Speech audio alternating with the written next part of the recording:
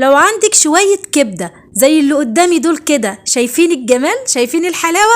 طب وكمان شوية رز، هنعمل النهاردة وليمة للبيت، وهتغدي البيت كله والله كمان وهيفيد. وعايزة اقول لكم طلعوا معايا كمية رهيبة. طب يلا بينا نسمي بالله ونصلي على الرسول وتعالوا نخش في وصفتنا على طول. قبل اي حاجة اتمنى من حضرتك تعملي لي شير ولايك والكومنت الجميل اللي بيسعد قلبي، جزاكي الله كل خير. اول حاجة عندنا هنا حلة سخنة على النار، حطينا فيها معلقة كده من السمنة ومعلقتين كبار من الزيت، نزلت فيهم باربع معالق كبار من الرز مش مغسولين ولا اي حاجة، رز ناشف عادي. اول ما احمر معانا بالشكل ده كأنك بتحمري شعرية بالظبط، هنزل بقى هنا بالرز بتاعي المغسول بالشكل ده، وهبدا اظبط له بقى كده الملح بتاعي واظبط له الميه بتاعته زي ما انتوا هتشوفوا كده. قولوا لي بقى الرز ده عندكم بتسموه ايه؟ احنا عندنا هنا في القاهره بنقول رز واحده وواحده، تمام كده؟ كل واحد يا جماعه يقول لي الرز ده اسمه ايه بالظبط.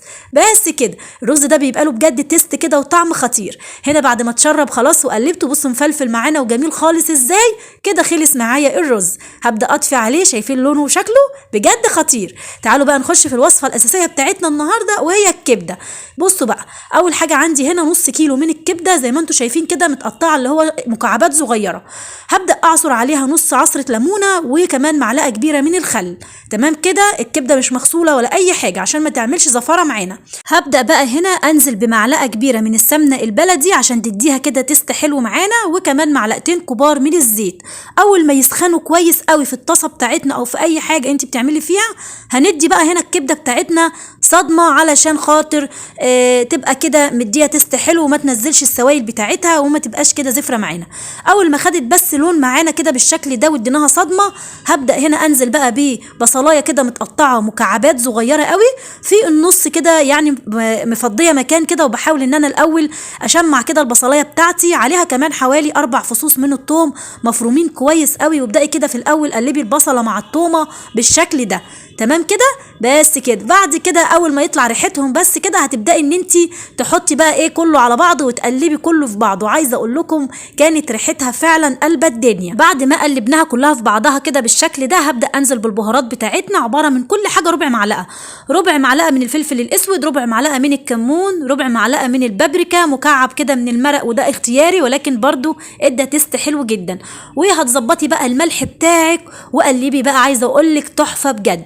هنا بقى في المرحله دي طبعا الكبده يعني فلفل اخضر بيدي تيست حلو جدا برضو في الكبده، ولكن بصراحه كان عندي فلفل حامي ما رضيتش احطه، كان حامي جدا. لو عندك بارد حطي، لو بتحبي سبايسي حطي. انا ما رضيتش بقى احط عشان كان ابني هنا الصغير هياكل منها فما رضيتش بقى. فبصراحه كانت والله طعمها، استكفيت بالفلفل الاسود، كانت طعمها خطير. بصوا بقى هنا منزله الصوص بتاعها، شايفين الجمال؟ مين بيحب الصوص ده بقى؟ يا سلام بقى ويحب يغمسه كده، بجد بيكون طعمه خطير. خلاص هي كده الكبده خلصت معانا يا بنات. بس كده زي ما قلت لكم ما تنسوش تحطوا كمان قرن فلفل اخضر. زي ما انتم شايفين بقى كده خلصنا الكبده. تعالوا بقى نعمل بقى صينيه الوليمه بتاعتنا النهارده. جبت الصينيه كده، احنا لسه هنغرف في اطباق. حطي على طول كده الرز، عايزه اقول لكم ده كان نص كيلو من الرز، حطيت عليه نص كيلو من الكبده، والبيت كله كمان اكل وفاض كمان للعشاء لو حابين. بجد بجد خطيره، اكله موفره مدفيه جدا في الشتاء، وكمان زي ما قلت لكم موفره وحلوه جدا، تقدري ان انت تعمليها للاولاد ومغذيه جدا ليهم كمان. بس كده حطينا كده الرز فضيناه في الصينيه بتاعتنا كمان، قلت عشان يبرد لان الولاد كانوا جايين جعانين جدا من المدرسه. بس كده زي ما انتم شايفين الجمال.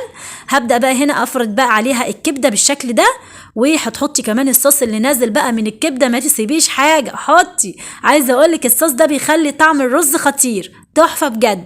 ومعلقه السمنه البلدي مخليه طعم الاكل ده في حته تانية.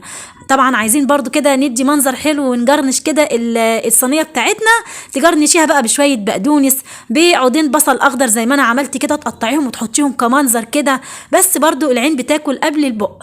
بس كده شايفه الجمال؟